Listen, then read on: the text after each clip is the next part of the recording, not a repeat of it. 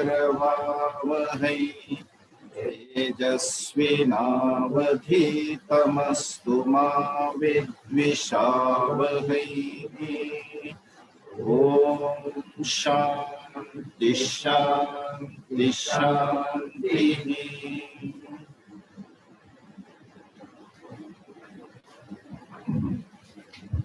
एक बार साथ में बोलते हैं शुरू से। ओम श्री परमात्मने नमः। अथ प्रथमोऽध्यायः। धृतराष्ट्र उवाच धर्मक्षेत्रे कुरुक्षेत्रे समवेतायुत्सवः मामका पाण्डवाश्चैव किमकुर्वत सञ्जय। सञ्जय उवाच दृष्ट्वा तु पाण्डवानीकम् यूढं दुर्योधनस्तदा आचार्यमुपसंगम्य राजा वचनमब्रवीत् पश्येतां पाण्डुपुत्राणाम् आचार्य महतिं चमुम् यूढां द्रुपदपुत्रेण तव शिष्येन धीमता अत्र शूरा महेश्वासाः भीमार्जुन समायुधे युयुधानो विराटश्च द्रुपदश्च महारथः दृष्टकेतुश्चेकितानः काशीराजश्च वीर्यवान् पुरुजित् कुन्तिभोजश्च दैत्यश्च नरपुङ्गवः युधामन्युश्च विक्रान्तः उत्तमोजाश्च वीर्यवान् सुभद्रो द्रौपदेयाश्च सर्व एव महारथाः अस्माकं तु विशिष्टाये तानि बोधति उत्तमम् नायका मम सैन्यस्य संज्ञार्थं तान् ब्रवीमि भवान् भीष्मश्च कर्णश्च कृपश्च समितिञ्जयः अश्वत्थामा विकर्णश्च सौमदत्तिस्तथैव च अन्ये च बहवः शूराः मदर्थे त्यक्तजीविताः नानाशस्त्रप्रहरणाः सर्वे युद्धविशारदाः अपर्याप्तं तदस्माकं बलं भीष्माभिरक्षितम् पर्याप्तं त्विदमे तेषां बलं भीमाभिरक्षितम् अयनेषु च सर्वेषु यथा भागमवस्थिताः भीष्ममेवाभिरक्षन्तु भवन्तः सर्व एव हि तस्य सञ्जनयन् हर्षं कुरुवृद्धपितामहः सिंहनादं विनद्योश्चैः शङ्खं दद्मो प्रतापवान् ततः शङ्खाश्च भैर्यश्च वनवानकगोमुखाः सहसैवाभ्यहन्यन्त सशब्दस्तु मुरोभवत्। तो हम लोगों ने 13वें श्लोक तक पहले अध्याय के विचार किया था। प्रारंभ हुआ धृतराष्ट्र से प्रश्न के साथ। संजय को पूछा गया था कि हे संजय, मेरे और पांडव के पुत्र ने उस धर्म क्षेत्र कुरुक्षेत्र पर क्या किया। उसके बाद संजय का उत्तर, वो वहां पे सब अवलोकन करता हुआ हस्तिनापुर में रहता हुआ उसको सब देखने की शक्ति मिली थी। किससे? व्यास जी से। व्यास जी ने उनको दिव्य दृष्टि की, इसलिए हस्तिनापुर में रहते हुए वो सब कुछ वहां से देख सकता था और क्या क्या हो रहा है कुरुक्षेत्र में वे सब बता रहा था। किनको? यहाँ पे धृतराष्ट्र को। और फिर वहां दुर्योधन ने पांडवों की सेना को देख करके आचार्य के पास जाकर के ऐसे कुछ कहा कि ये पांडवों की सेना जो है आप देखिए, और उसके रचयिता इस युवाकार को बनाने वाले आपके ही शिष्य द्रुपद के पुत्र, उन्होंने इसका युवाकार रचाया। और इस पांडव सेना के अंदर बड़े बड़े रथी महारथी आए हुए, जैसे कि भीम और अर्जुन के जैसे।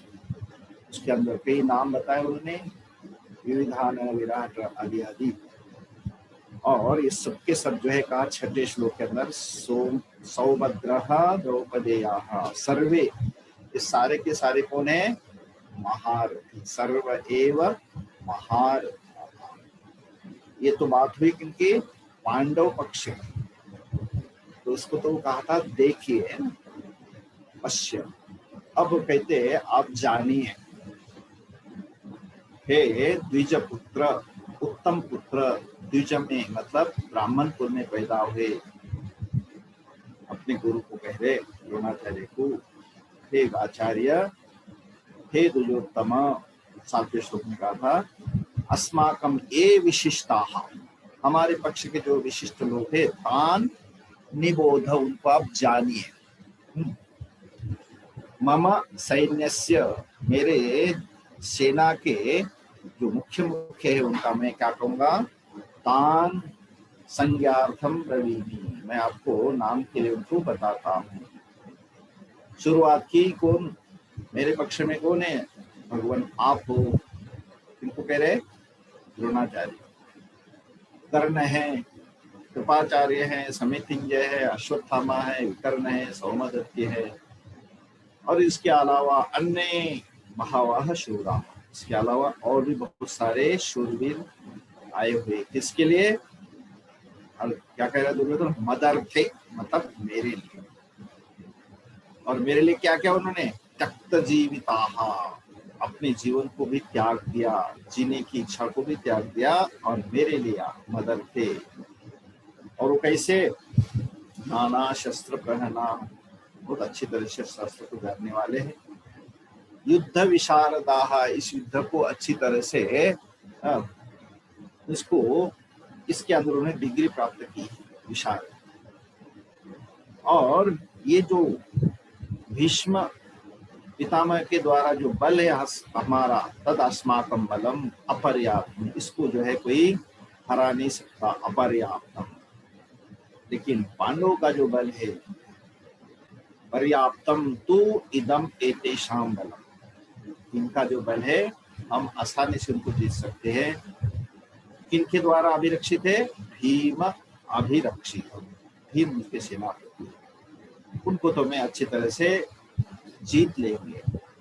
और इसके अंदर जो हम लोगों को, सभी आप लोगों को जो स्थान दिया, निर्धारित किया गया है, अयनेषु च सर्वेषु, इसके अंदर सभी के सभी आप लोग क्या करें? अपने अपने स्थान पर यथा भागम अवस्थिता, अपने स्थान पे क्या हो जाए? विराज जाइए, डटे रहिए। और वहां रह करके क्या करना? भीष्मम एव अभिरक्षन्तु, भीष्म पितामह की रक्षा करना। कौन? भवन्तः सर्वे, आप सभी के सभी। पिछले बार मैंने आपको बताया था कि इनके अंदर भीष्म पितामह की जो रक्षा करने की जो बात थी, इसके अंदर दो कारण हैं। एक तो शिखंडी से उनको बचाना है। शिखंडी जो है स्त्री के रूप में देखते हैं, और उसको वो अगर नजदीक आए और उनको मारे तो फिर वो उसका प्रतिकार नहीं करेंगे, और वो भीष्म पितामह को हो सकता है वो मार सकता है। दूसरा, भीष्म पितामह भले मेरे पक्ष में खड़े हैं, लेकिन उनकी आत्मा तो विश्व पांडवों के लिए, इसलिए मैं चाहता हूँ कि आप उनके ऊपर भी निगरानी रखें। वो हो सकता है ठीक से वो अपनी जो है बल का अच्छी तरह से उपयोग नहीं करेंगे, इसलिए उन्होंने भीष्म पितामह के प्रति अपनी थोड़ी सी अलग भावना दर्शाई। लेकिन यहाँ भीष्म पितामह इन बातों को सुनकर के बड़े हर्षित हुए। तस्य संजनयन हर्षम, हर्षित होकर के कौन? कुरुवृद्धः, कुरुवंश में सबसे वयोवृद्ध थे, और पितामह, सभी उनको पितामह के नाम से ही जानते थे। और इस बात को सुन करके फिर क्या क्या उन्होंने? सिंहनादम विनद्य उच्चैः, बड़े शेर जैसा दहाड़ता है वन में, जंगल में, और उस दहाड़ से जो है छोटे मोटे प्राणी मानो अपना अपना बहुत घबराते हैं, कभी तो मर भी जाते हैं। ऐसे सिंहनाद मतलब बहुत भारी उन्होंने सिमर की जैसी गर्जना की। किसके द्वारा? शंखम दध्नो, बहुत जोरदार शंख बजाया। कैसा? प्रतापवान, उसका प्रताप जो है सभी सेना के ऊपर बढ़ सके। तो जैसे भीष्म पितामह ने शंख बजाया, वो सेनापति थे, तो सेनापति का अनुसरण बाकी योद्धाओं ने भी किया। तो उनके बाद अतः उसके बाद शंखाः धैर्यः वनवानक गोमुखाः, ये सब के सब जो है क्या हुआ? बजने लगे। सहसा एवं, अचानक एक साथ, अभ्यहन्यन्तः, साथ साथ बजे। और जब इतने बाजे एक साथ बजते हैं तो क्या होता है? सशब्दः, उसकी आवाज कैसी है? तुमुलः अभवत्, बड़ी भारी जो है ये आवाज हुई और सारे आसमान को मानो उसने गूंजा दिया है, गूंज उठी उससे। तो ऐसे इन सारे वाद्यों के कारण जो है आसमान गूंज उठा।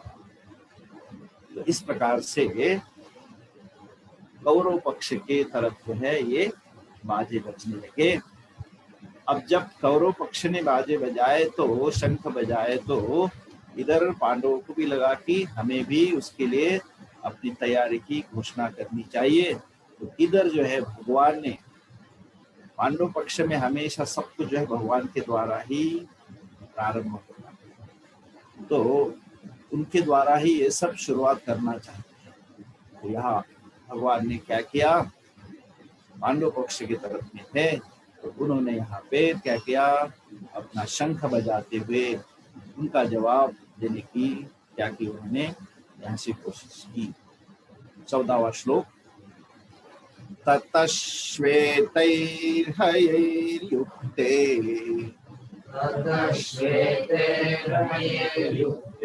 महति स्यन्दने स्थितौ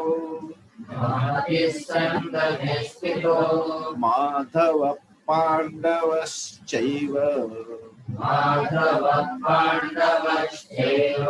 दिव्यो शंखो प्रदध्मतुः।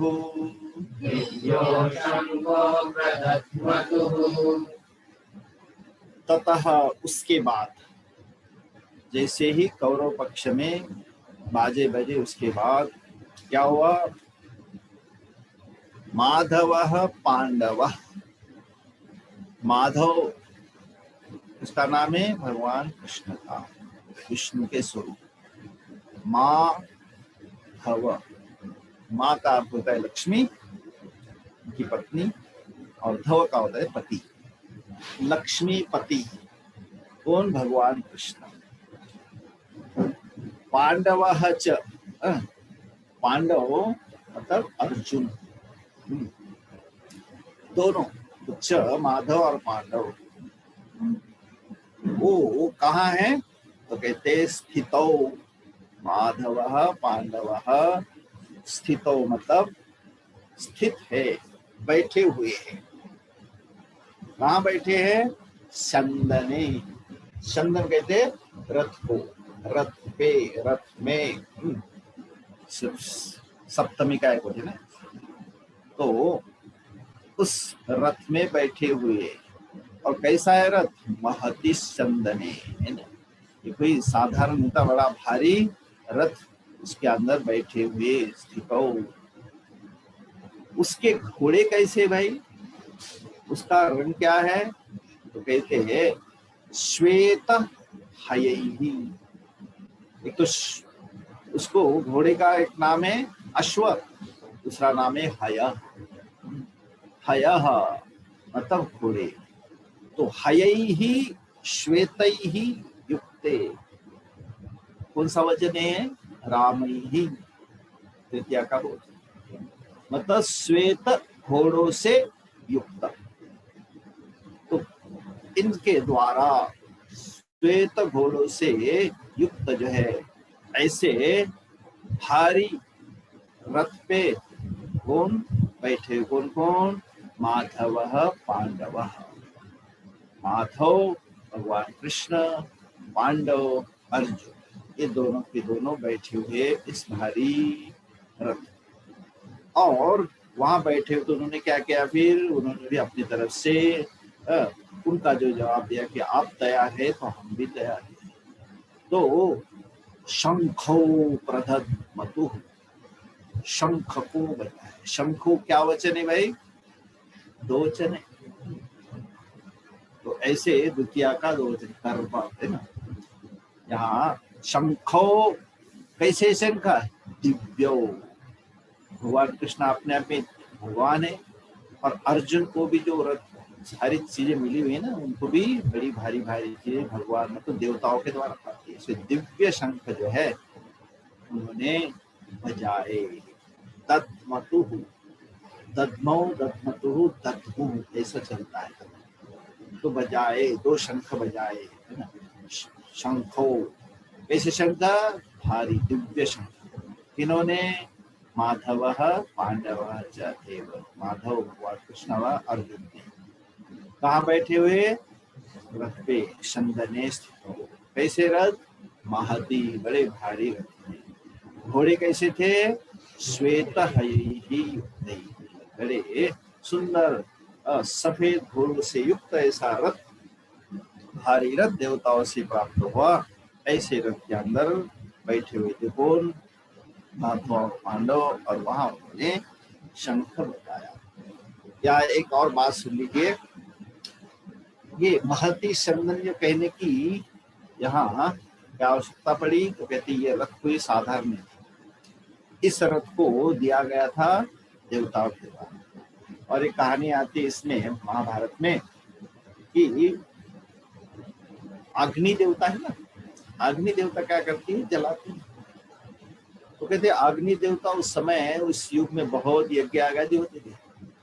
तो यज्ञ आदि में क्या होता है? खूब घी डालते, दिया डालते हैं। तो कहते अग्नि देवता का भी पेट खराब हुआ था। जैसे तुम जम के खाते हो ना तो मिठाई ये वो, एक दिन एकादशी करनी पड़ती है। तो ऐसा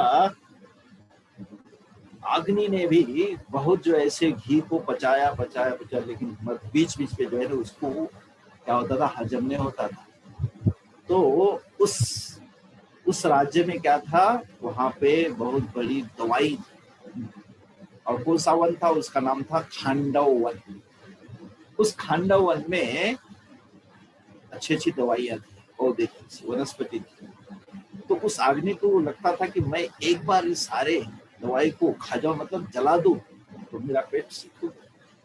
लेकिन वो जैसे जलाना चालू था तो ऊपर से वो लोग क्या करते थे, ऊपर जो है चला देते थे तेल, और उससे क्या होती थी? फिर वर्षा होती। इधर से अग्नि और उधर से फिर वर्षा, तो वर्षा आते फिर वो कुछ नहीं कर सकती, बुझ जाती। तो ऐसा चलता रहा। लेकिन एक बार अर्जुन ने इस अग्नि देवता की जो है सुनी। क्या सुनी? कि अब जो है मुझे ये नहीं जलाने नहीं देते, खाने नहीं देते, तो क्या करेंगे? तो अर्जुन ने है जैसे जलाना चालू किया अग्नि ने, और उधर से वर्षा होने के पहले क्या किया? इधर से और एक अर्जुन ने बाल चलाया, और क्या किया? उस वर्षा को रोक दिया, बारिश रोक। और बस अग्नि को क्या चाहिए? थोड़ी सी जो 2-4 मिनट में लगते थे, उसमें जो है हवा के साथ जो है सारे जो ठंडा वन था उसको साथ किया, और सारा जो है औषधियां उसने खा ली। उससे क्या हुआ? वो बहुत प्रसन्न हुई, हकार दिया कि हाँ मेरा अब जो है सारा घी वगैरह जो है हजम हो गया। इसका अग्नि का। तब अग्नि प्रसन्न होकर के अर्जुन को आशीर्वाद दिया कि अर्जुन तुमको जीवन में जब भी तुमको आवश्यकता होती मैं आपको मदद करूंगा। तो क्या मदद की थी? छोटा सा रथ, इतना भारी रथ, उसके अंदर बहुत सारे मिसाइल आते थे। ऐसे रथ को दिया था किसने? अग्नि देवता। इसलिए अग्नि के द्वारा दिया गया रथ, इसलिए उसका नाम था महती चंदने। चंदन कहते रथ को। ऐसे बड़े भारी रथ के अंदर बैठे हुए भगवान कृष्ण और अर्जुन, इन्होंने ऐसे दिव्य शंख बजाए। इसको सुन करके भीष्म पितामह का उधर से आवाज सुन करके और अन्य कौरव पक्ष के योद्धाओं का आवाज सुन करके इन्होंने शंख बजाए। तो क्या नाम था उनके शंखों का? अगले वाले श्लोक में बताते हैं 15। पांचजन्यम ऋषिकेशः पाञ्चजन्यं ऋषिकेशः देवदत्तं धनञ्जयः देवदत्तं धनञ्जयः पौंड्रं दद्मो महाशङ्खम् पौण्ड्रं दद्मो महाशङ्खम् भीमकर्माव्रकोदरः भीमकर्माव्रकोदरः। तो ऊपर कहा है 14वें में कि दिव्यो शंखो, दिव्य शंख बजाए। उनका नाम क्या है भाई? तो कहते भगवान कृष्ण का नाम है ऋषिकेश, है ना। तो भगवान कृष्ण ने कौन सा शंख बजाया? पांचजन्यम। पांचजन्यम नामक जो है शंख बजाया। किन्होंने? ऋषिकेश, भगवान कृष्ण ने। और धनंजय अर्जुन का नाम है, तो अर्जुन ने कौन सा शंख बजाया? देवदत्तम। इनकी देवताओं के द्वारा प्राप्त हुआ हर चीज अर्जुन को देवताओं से प्राप्त, क्योंकि इतना बड़ा भारी योद्धा था और सारे देवता लोग प्रसन्न होते थे, इसलिए हर चीज जो है देवता लोग भी उनको देते थे, इसलिए देवदत्तम उसका नाम ही शंकर का था। धनंजय पौंड्रम शंखम पौंड्रम दद्मो महाशंखम। तीसरा जो शंख बजाया फिर भगवान कृष्ण और अर्जुन के बाद कहते भीमकर्मा। भीमकर्मा किसका नाम है? भीम। हर कोई काम करता था बहुत ध्यान, कोई भी छोटा मोटा काम करने नहीं आता, तो इसलिए उनका नाम क्या पड़ा? भीमकर्मा। तो कहते वो जो विराट नगरी में अज्ञातवास में रहते थे ना, तो उनको कौन सा जॉब मिला था? रसोईया का, हलवाई का जॉब मिला था। तो उस समय जब उनको कभी इडली सांभर बननी थी ना, तो सांभर जब बनता था तो वो क्या करता है, तो स्वामी जी बताते ये पंपकिन जो बड़ा वो होता है ना, क्या कहते हैं आप लोग, कद्दू।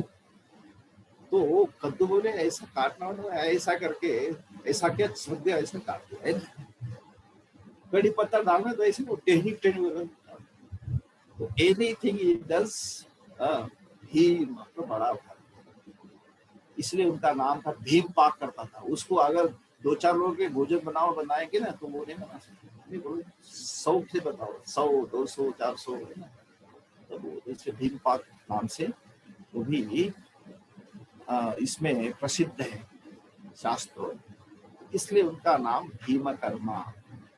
और व्रकोदरः, वृक प्लस उदर मिलकर के बना व्रकोदरः। वृक इसको कहते हैं भेड़िया, जो जानवर होता है भेड़िया, और वो क्या करता है? शिकार करके जानवर को मार के खाता है। और वो कहते कभी भूखा रहते ना, कभी उसका पेट भरता ही नहीं, और पेट नहीं भरता उसका मुंह हमेशा।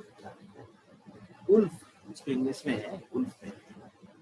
तो ऐसे ये पांडवों के अंदर भीम थे, उनको अलग से भोजन चाहता था। क्यों? 5 पांडवों के अंदर जब कोई अन्न आता था ना, तो उनकी माँ कुंती क्या करती थी? पहले भीम के लिए आधा रखती थी और आधा भोजन चारों को देती, उनकी इतना उनको भोजन। इसलिए वृकोदर मतलब छोटा पेट होते हुए भी जम करके अन्न का उनको अन्न चाहती थी, मतलब उनकी कैपेसिटी थी, इसलिए एक नाम दिया है वृकोदरः भीमकर्मा। और उनको वो कोई छोटा मोटा शंख नहीं बजाएंगे, महाशंखम, बड़ा भारी शंख उन्होंने बजाया। तो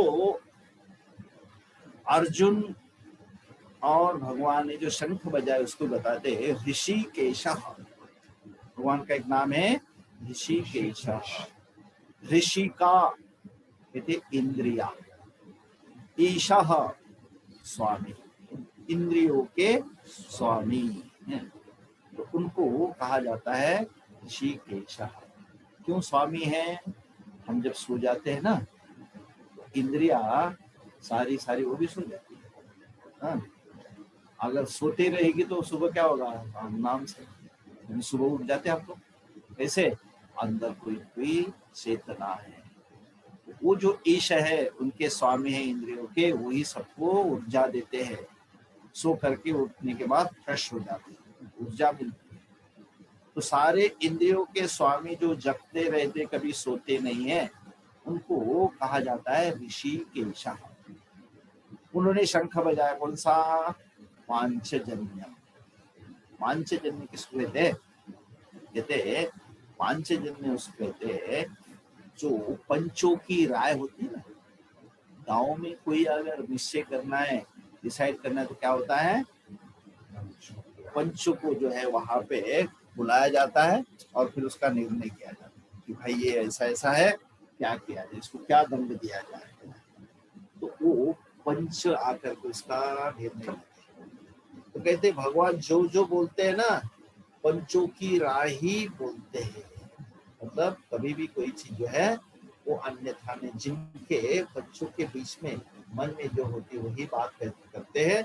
इसलिए पंच जन मतलब 5 जन, जो 1 2 4 ऐसे मिलकर के 5 जन होते हैं। तो पंचों की राय ही भगवान सबके सामने रखते हैं, तो वही सबको जो मान्य होगा वैसे ही वो कहते। तो कहने का मतलब भगवान कृष्ण के शंख का नाम भी पांचजन्य है।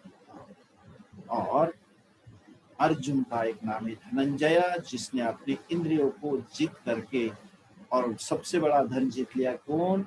भगवान कृष्ण उसके रथ पे थे, उन्होंने जीत लिया। मतलब भगवान को सारथित्व करना पड़ा। मतलब उसने बहुत बड़ी अपने जीवन में जो है इतनी पूंजी हासिल की कि भगवान खुद उनके रथ के सारथी बने। इसलिए धनंजय सारे इंद्रियों को अपने वश में करता हुआ।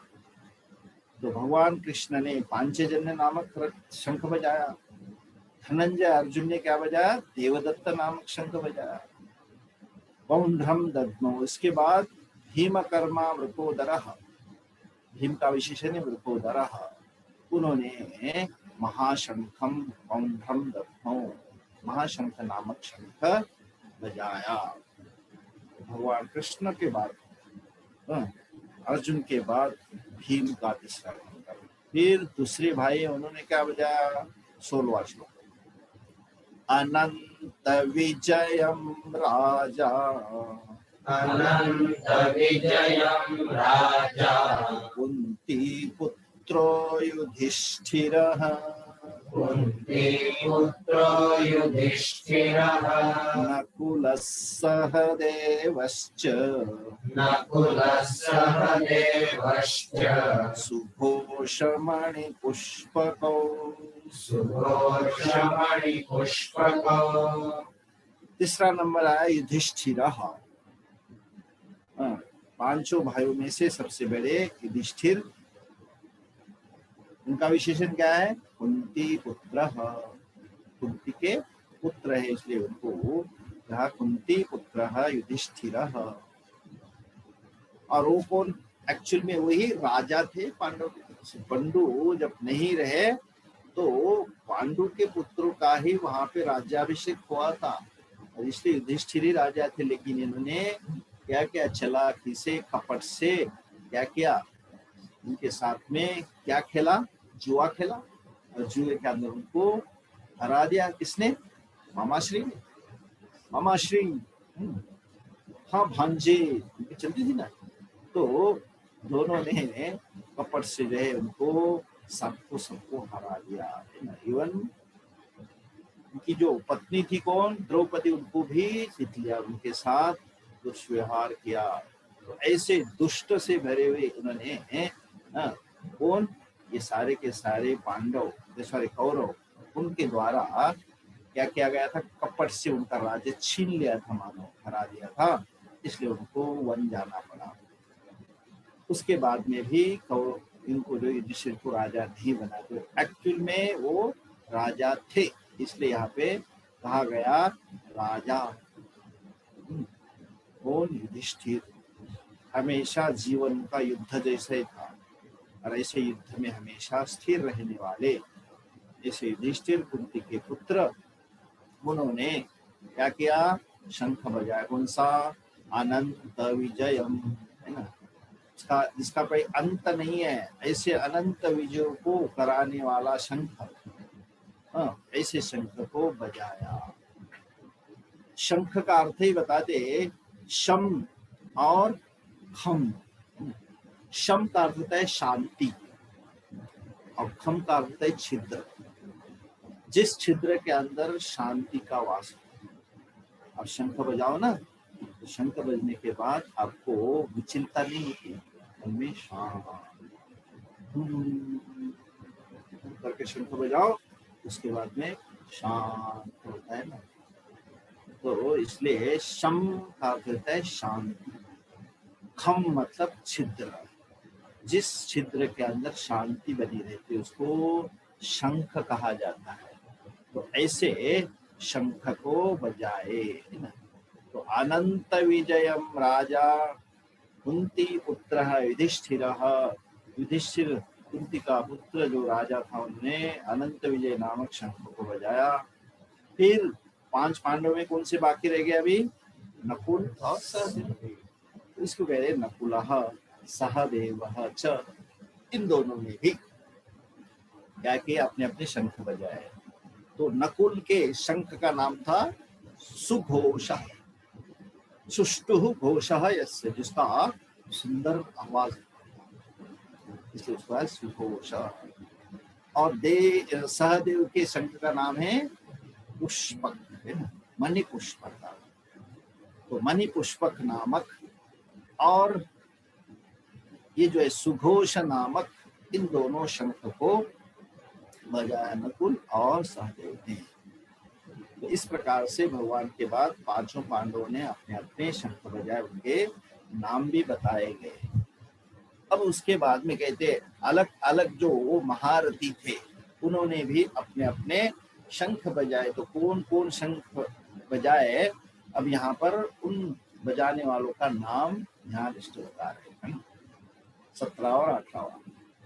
काश्यश्च परमेश्वासः, काश्यश्च परमेश्वासः, शिखण्डी च महारथः, शिखण्डी च महारथः, धृष्टद्युम्नो विराटश्च, धृष्टद्युम्नो विराटश्च, सात्यकिश्च पराजितः, सात्यकिश्च पराजितः, द्रुपदो द्रौपदेयाश्च, द्रुपदो द्रौपदेयाश्च, सर्वशः पृथिवीपते, सर्वशः पृथिवीपते, सौभद्रश्च महाबाहुः, सौभद्रश्च महाबाहुः,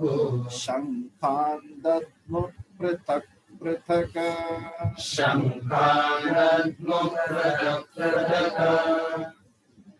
कहते काश्यः च और परमेश्वासः, शिखंडी, इन तीनों को नाम लेकर के दिए भी पांडव पक्ष के योद्धा थे।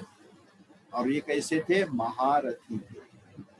महारथी का अर्थ होता है जो अनेकों रथ वाले, अनेकों घोड़सवार, अनेकों गज सवार, ऐसे अनेकों योद्धाओं का नेतृत्व करते हैं, उसको कहा जाता है महारथी। तो ऐसे महारथी काश्यः परमेश्वासः शिखंडी, ये भी अपना शंख बजाए। उसके बाद कहते धृष्टद्युम्नः, जो विराट का पुत्र था धृष्टद्युम्न। धीमता शिष्य ने जो बता रहे था वहां पे धृष्टद्युम्न वो विराट, और विराट देश का राजा विराट सात्यकी ही, जो सात्यकी था बड़ा योद्धा, उसका नाम है, उसका एक विशेषण है अपराजिता। उसको जीतना इतना आसान नहीं था। अपराजिता सात्यकी, उसने भी अपना शंख बजाया, धृष्टद्युम्न ने बजाया, विराट ने बजाया, और द्रुपद, द्रौपदी का पिता राजा, उन्होंने अपने शंख बजाया। फिर द्रौपदेयाः, द्रौपदी के 5 पुत्र द्रौपदेयाः, उन्होंने भी। और कह रहे यहाँ पे संजय कि हे भगवान सर्वशः पृथ्वी पते, हे धृतराष्ट्र आप तो पृथ्वी के मतलब यहाँ राजा हो, तो इसलिए सर्वशः सब ने जो है क्या क्या ये सारे शंख बजाए। सौभद्र, सुभद्रा का पुत्र कौन, अभिमन्यु, और महाबाहु, सुभद्रा का पुत्र वो कैसा था, बड़ा भारी योद्धा था महाबाहु, उसके अंदर लंबे लंबे इनकी भुजाएं थी। हमारी भुजाएं इतनी लंबी नहीं है, उनकी लंबी घुटने तक आगे जाती है, इसलिए तो उठा करके, इसलिए उनको कहा जाता है महाबाहु।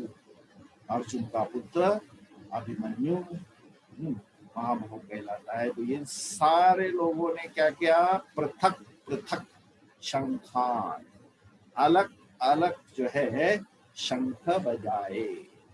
शंखान दध्मु, जितने तीनों वचन आ गए हैं ना, दध्मौ एक वचन, दध्मतु दो वचन, और यह आ गया दध्मु, अनेकों ने शंखान दध्मु, अनेकों शंख को बजाए। किन्होंने, इन सारे योद्धाओं ने। और ये 17 और 18 श्लोक में इन योद्धाओं का नाम बताया गया। शंखान दध्मौ, अलग अलग शंख को उन्होंने बजाए। शंखान दध्मौ तो अब आगे बताते हैं कि इस शंख के नाम से क्या हुआ। आगे सघोषोधार्तराष्ट्राणां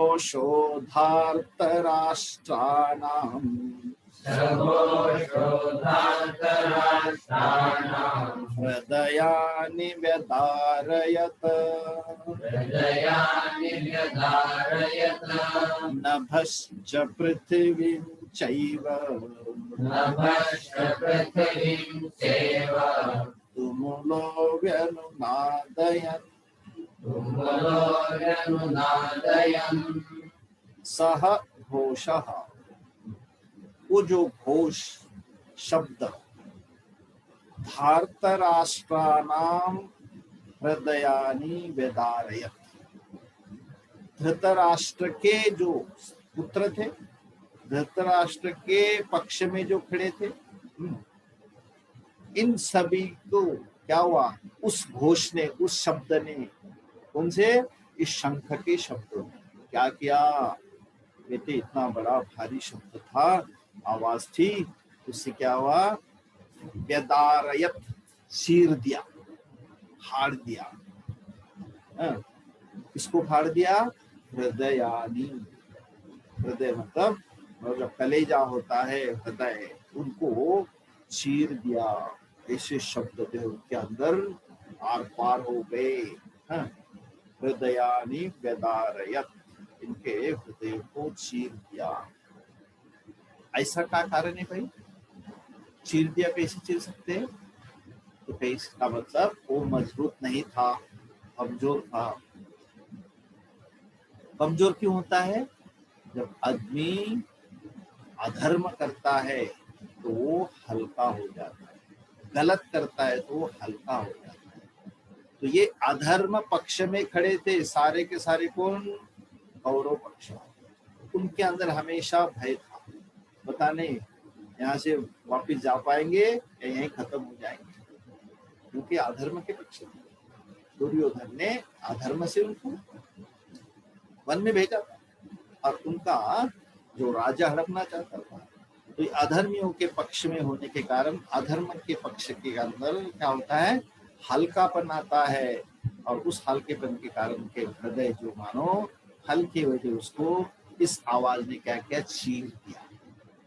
तो इसलिए कहा गया हृदयानी व्यदारयत, एक नहीं अनेक थे, हृदयम हृदय हृदयानी, है ना, व्यदारयत उनको फाड़ दिया। किनके थे भाई ये, धृतराष्ट्रानाम, धार्तराष्ट्राम, धृतराष्ट्र के पक्ष वाले। और कौन करता है यहाँ, शब्द घोष, सह घोष, सघोष व्यदारयत। तो ये हो गया उनका सीधा सीधा कार्य, फाड़ दिया उनके हृदय को, मानो वो एक प्रकार से घायल हो गए अंदर से। और फिर क्या हुआ, नभः च पृथ्वी, नभ मतलब आसमान और पृथ्वी मतलब धरती, इन दोनों के बीच में इतना आवाज हुआ तो वायुमंडल आकाश में और पृथ्वी के अंदर च तुमुलः व्यनुनादयन्, एक प्रकार से बहुत बड़ा जो है क्या हुआ, तो आवाज जो है गूंज उठा, और भयंकर शब्द आकाश और पृथ्वी को गूंजता हुआ। क्या हुआ, धृतराष्ट्र के पक्ष वाले लोगों के अंदर उनके पुत्रों के हृदय को दीर्ण किया, मतलब फाड़ दिया।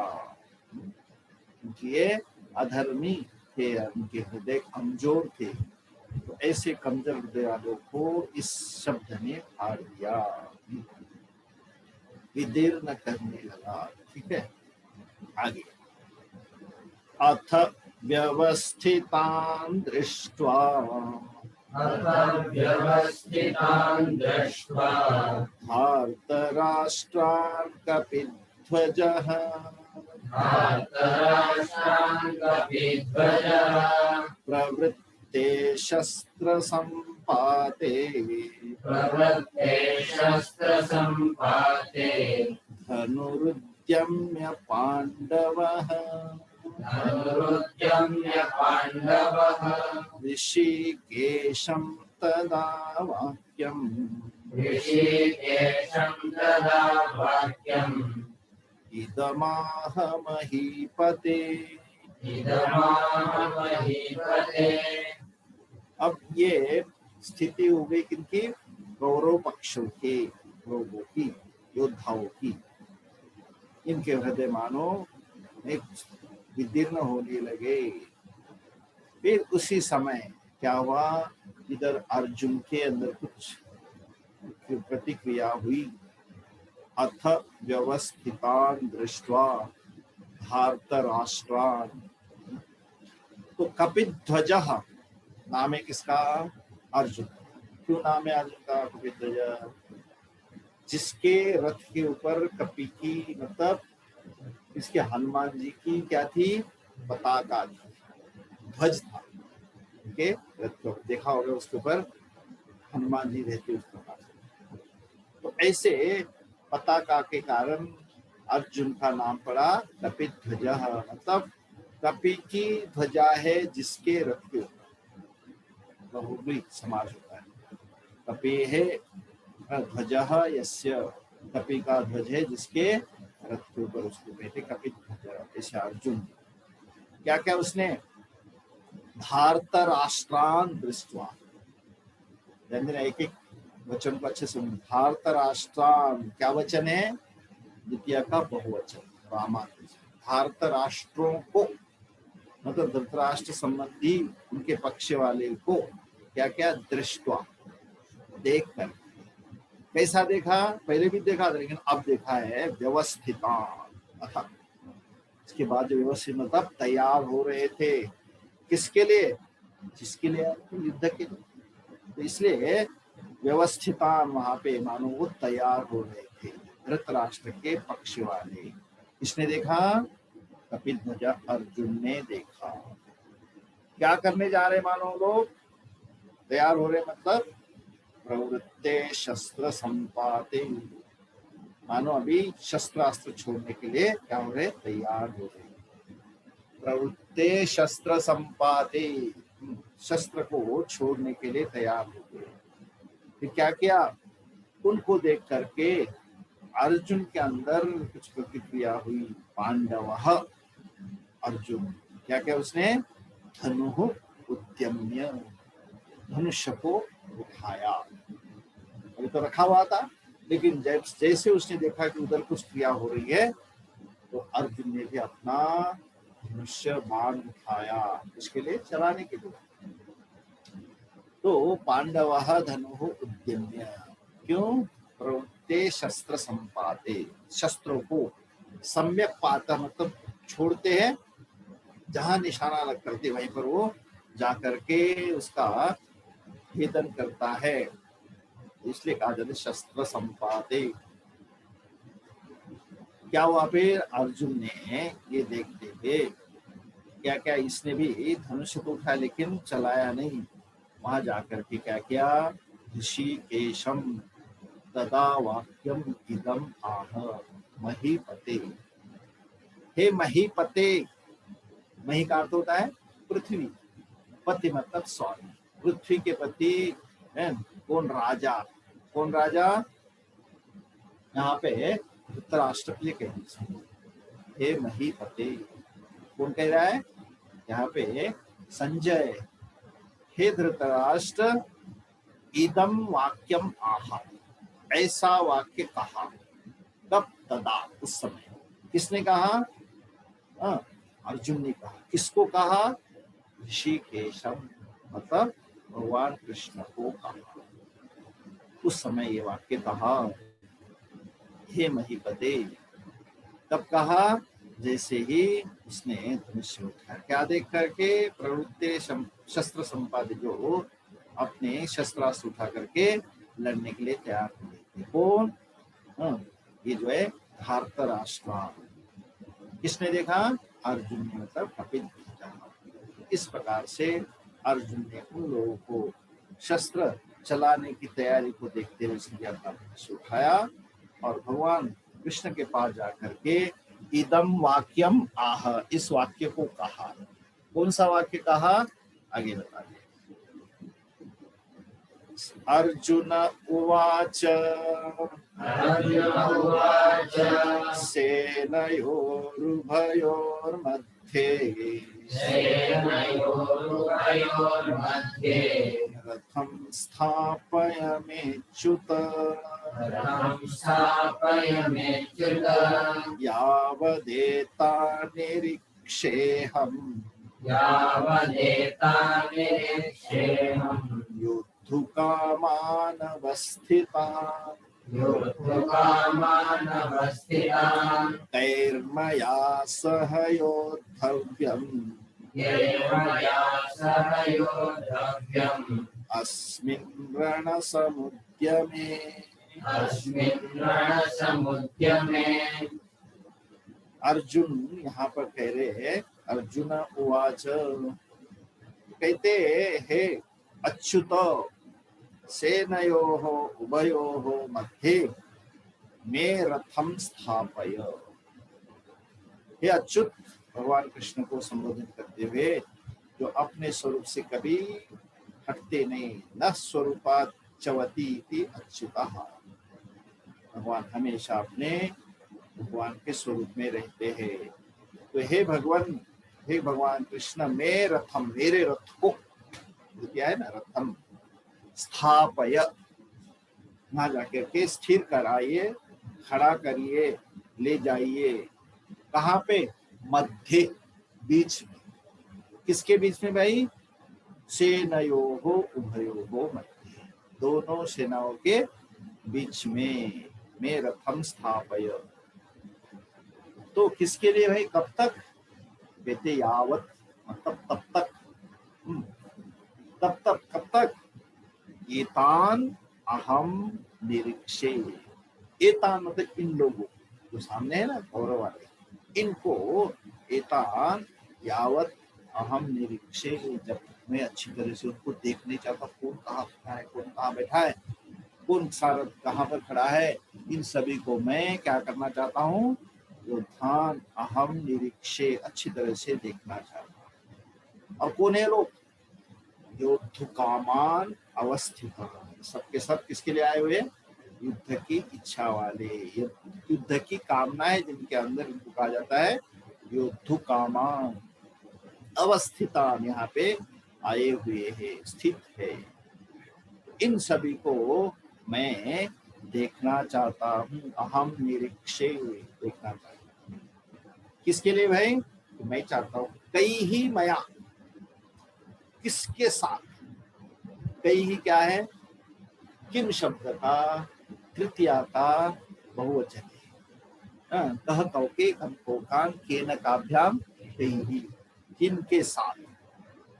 मया सह, मुझे जो है किनके साथ क्या करना है? योद्धव्यम, युद्ध करना चाहिए। किनके साथ मुझे युद्ध करना चाहिए? कहाँ पे? अस्मिन रण समुद्र में, इस रणभूमि में, इस रणभूमि में मुझे किनके साथ युद्ध करना चाहिए? युद्ध कामान, जो युद्ध की इच्छा वाले हैं। यावत एतान निरीक्षे, हम जब तक मैं उनको देखता हूँ, देखना चाहता हूँ उनको। हे अच्युत, मेरे रथ को वहां पर जाकर के खड़ा रखिए। देखना भगवान यहाँ पे क्या बन करके आए? सारथी बन करके आए, नौकर बन करके। किनका? अर्जुन का।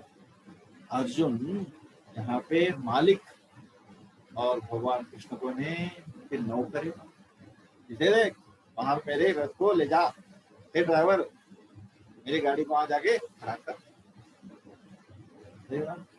तो भगवान क्या कहते? यस सर, आपके आज्ञा का पालन होगा। क्यों? मैंने अपना दासत्व, सेवकत्व स्वीकार किया। देखना भगवान कितने दयालु कृपालु होते हैं, उदार होते हैं, भक्तों के ही सेवक बन जाते हैं। इसका मतलब उस भक्त ने कितनी उनकी जो है भक्ति की होगी, सेवा की होगी, तो भगवान खुद आकर के सेवा करने के लिए भक्तों की यहाँ पे तैयार। इसलिए अर्जुन के रथ का सारथी करने के लिए भगवान तैयार हो गए। इसका मतलब अर्जुन की बहुत बड़ी तप, जो जीवन की तपोभूमि, उसका जो तप था, उनकी जो तप की शक्ति थी, उसके कारण भगवान को उनके सारथी बन करके, और इसलिए अर्जुन जो है क्या दे रहा है? ऑर्डर दे रहा है, हे अच्युत मैं रथम स्थापय, मेरे रथ को वहां पर ले जाकर के आप क्या करिए? स्थिर करिए, है ना। तो मैं देखना चाहता हूँ ये कौन कौन यहाँ पे आए हुए हैं। ठीक है, फिर अगला प्रश्न आगे देखेंगे। अब जो हम लोग 14 से 7 में बोलते हैं। ततश्वेतैर्हये युक्ते महतिश्चन्दने स्थितो माधवः पाण्डवश्चैव दिव्यो शङ्खो प्रदध्मतुः पाञ्चजन्यं ऋषिकेशः देवदत्तं धनञ्जयः पौण्ड्रं दद्मो महाशङ्खं भीमकर्मा वृकोदरः अनन्तविजयं राजा कुन्तीपुत्रो युधिष्ठिरः नकुलः सह देवश्च सुघोषमणिपुष्पको भाष्यश्च परमेश्वासः शिखण्डी च महारथः दृष्टद्युम्नो विराटश्च सात्यकिश्च पराजितः द्रुपदो द्रौपदेयाश्च सर्वशः पृथिवीपते सौभद्रश्च महाबाहुः शङ्खादद्म पृथक् पृथक् सघोषोधार्तराष्ट्राणां हृदयानि व्यधारयः नभश्च पृथिवीं चैव तुमुलो व्यनुनादयन् अथ व्यवस्थितान् दृष्ट्वा धार्तराष्ट्रान् कपिध्वजः प्रवृत्ते शस्त्रसम्पाते धनुरुद्यम्य पाण्डवः ऋषिकेशं तदा वाक्यम् इदमाह महीपते अर्जुन उवाच सेनयोरुभयोर्मध्ये रथं स्थापय मेच्युत यावदेतानिरीक्षेऽहं योद्धुकामानवस्थितान् ते मया सह योद्धव्यम् अस्मिन् रणसमुद्यमे ॐ पूर्णमदः पूर्णमिदं पूर्णात् पूर्णमुदच्यते पूर्णस्य पूर्णमादाय पूर्णमेवावशिष्यते ॐ शान्ति शान्ति शान्ति हरि ओम श्री गुरुभ्यो नमः हरि ओम।